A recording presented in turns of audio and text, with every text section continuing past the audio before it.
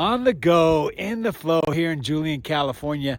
I'm gonna do a quick series on van life and do about 6 videos. And the first topic that we're gonna talk about is January of 2024.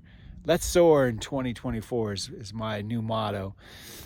But this little series is gonna give you just some different perspective of van life. So I've been living the van life for about 2.5 years. And I decided to settle down just for a month or so to kind of get my bearings. What's up for 2024? So here we go. So what's so weird?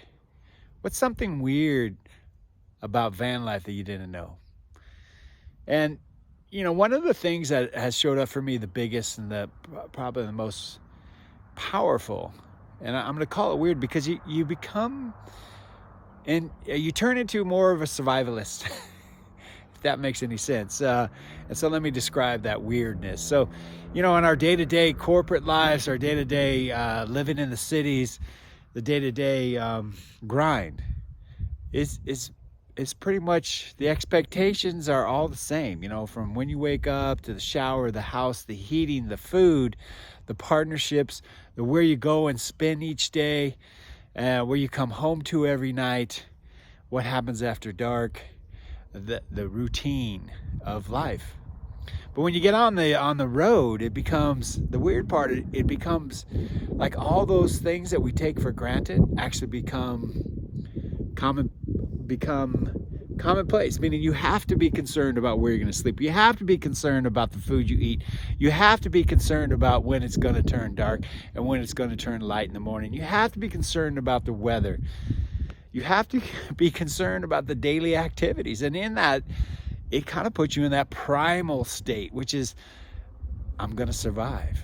And it's not a survival. I mean, I'm living in a beautiful van, but there is this place that it kind of provokes that energy of survival.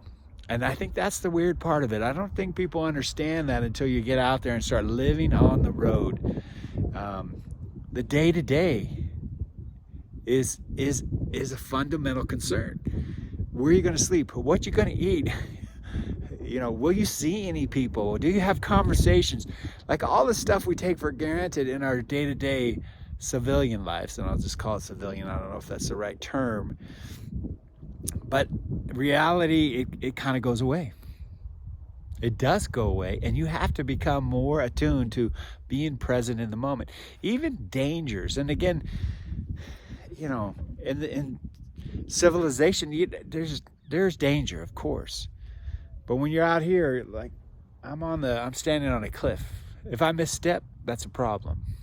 Right? If an animal shows up, and I've seen bears and elk and moose, I've had elk charge my car. I've had bears chase. So there's this power of, life is happening out here in nature. And the weird part is that you have to switch from the common sense, like everything's going to be okay, to no, I have to pay attention to make sure everything is okay. And that's the weirdness about van life.